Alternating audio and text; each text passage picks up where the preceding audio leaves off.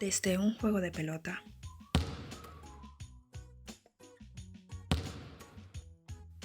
hasta emprender un gran y hermoso viaje.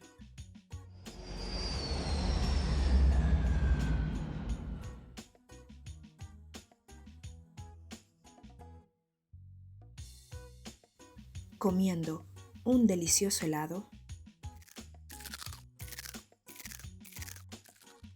mientras escuchamos las bellas olas del mar.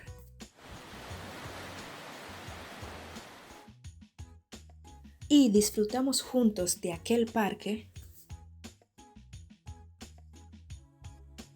mientras guardamos aquellos recuerdos